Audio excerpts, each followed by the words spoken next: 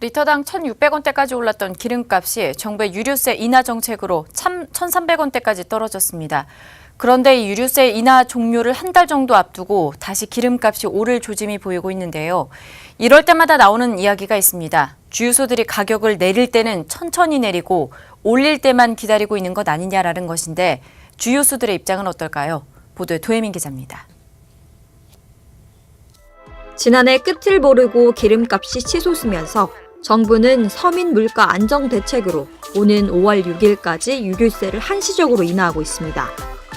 유류세 인하 종료가 한 달 앞으로 다가온 현재, 이 유류세 인하와 별개로 국제유가가 오르면서 리터당 1,300원대까지 떨어졌던 휘발유 값은 다시 1,400원을 넘어서고 있습니다. 일부 소비자들은 벌써부터 기름값 폭탄을 걱정하는 상황입니다. 기름값, 값이 내릴 때는 거북이처럼 오를 때는 빛의 속도로 오른다, 이런 말 들어보신 적 있으실 겁니다. 오해와 진실은 무엇일까요? 한국주유소협회를 찾아 주유소들의 속사정을 들어봤는데요. 주유소들이 많이 생겨나고 경쟁이 그만큼 치열해지면서 무조건적인 폭리는 현실적으로 불가능하다는 입장입니다.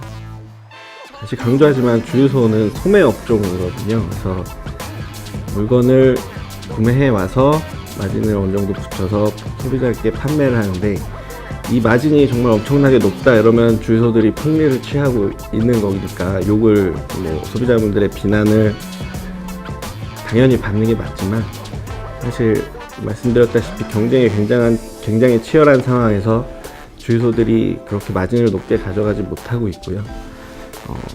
그런 상황에서 기름값이 높아지고 낮아지고에 따라서 주유소들이 많이 비난을 받을 수밖에 없는 거에 대해서 많은 주유소 사업자분들이 억울해하시는 면도 분명히 있고. 그런데 여기에 구조적인 문제도 있었습니다. 바로 주유소가 정유사에서 기름을 구입할 때의 사후 정산 시스템. 주유소와 정유사 간 거래는 구입할 당시의 진짜 가격이 아니라 대략적인 가격으로 계산을 한 뒤 일정 기간 지난 다음 정산을 하는데요. 이렇게 되니 소비자 가격을 책정할 때 손해를 피하고 싶은 주유소가 가격을 다소 올리는 경향이 있는 겁니다. 사후 정산이라고 하는 게 실제 가격은 모르고 대략적인 가격만 알기 때문에 사실 이 대략적인 가격과 실제 가격에서 왔다 갔다 하는 게 크지는 않은데요.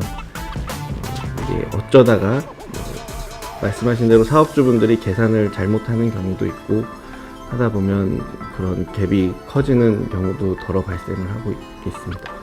그래서 아무래도 이 사후 정산이라는 게 정확한 가격을 모르고 사와서 소비자들께 판매를 하는 구조다 보니까 석유 제품 가격에 있어서 투명성은 약간 좀 떨어지는 안 좋은 점도 분명히 있는 건 사실입니다. 얼핏 보기엔 주유소에 일방적으로 불리한 것처럼 보이지만 그런 것만은 아닙니다.